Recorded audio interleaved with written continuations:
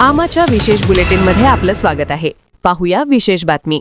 मुख्यमंत्री माझी लाडकी बहीण योजनेतील लाभार्थी महिलांसाठी ई-केवायसी प्रक्रियेला पुन्हा एकदा मुदतवाढ मिळण्याची शक्यता वर्तवली जात आहे.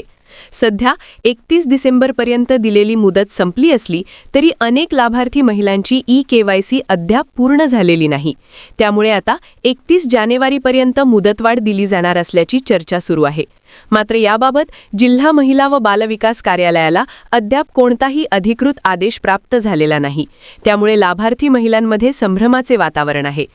महायुती सरकारच्या महत्त्वाकांक्षी मुख्यमंत्री माझी लाडकी बहीण योजनेसाठी पात्र महिलांना ई-केवायसी करणे बंधनकारक करण्यात आले आहे.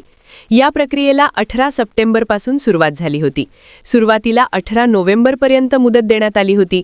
मात्र अनेक महिलांची प्रक्रिया अपूर्ण राहिल्याने ही मुदत 31 डिसेंबरपर्यंत वाढवण्यात आली. तरीही मोठ्या संख्येने लाभार्थी महिलांची ई-केवायसी अद्याप पूर्ण झालेली नसल्याचे चित्र आहे.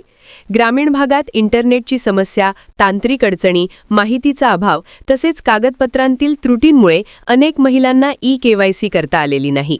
यामुळेच पुन्हा एकदा मुदतवाढ देण्याबाबत चर्चा सुरू झाली आहे.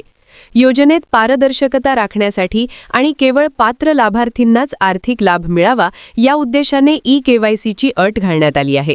मात्र आता अंतिम मुदत नेमकी कोणती याबाबत कोणतीही अधिकृत घोषणा झालेली नाही. दरम्यान https://ladkibahin.maharashtra.gov.in या अधिकृत संकेतस्थळावर ई-केवायसीची सुविधा उपलब्ध आहे. अधिकृत आदेश येईपर्यंत अंतिम तारखेबाबत कोणत्याही अफवांवर विश्वास न ठेवता प्रशासनाच्या सूचनांची प्रतीक्षा करावी, असे आवाहन महिला व बालविकास विभागाकडून करण्यात आले आहे. आमा चॅनलला लाईक करा, बातमीला शेअर करा, सबस्क्राईब फॉलो करायला विसरू नका.